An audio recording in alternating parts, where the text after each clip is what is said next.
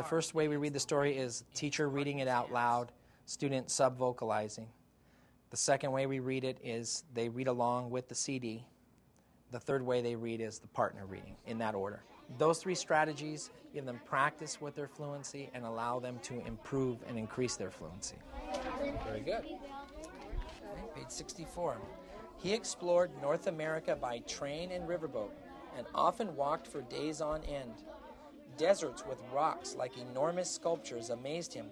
The endless farm fields reminded him of the ocean he had crossed. Huge cities of factories and tall buildings bewildered and yet excited him. He marveled at the towering mountains and rivers as clear as the sky.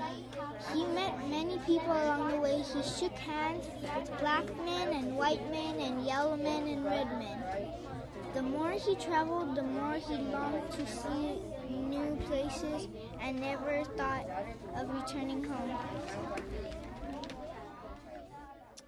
Of all the places he visited, he liked California best.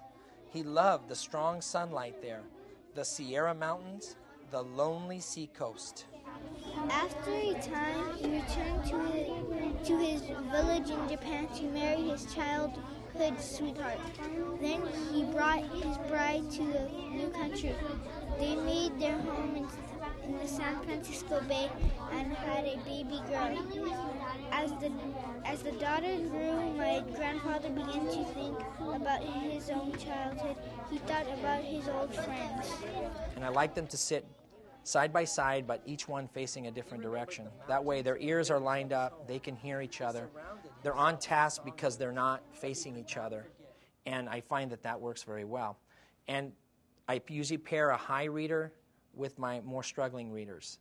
And that way they get the practice, the struggling reader gets the practice where if they don't read the word correctly, the other reader can help them correct themselves.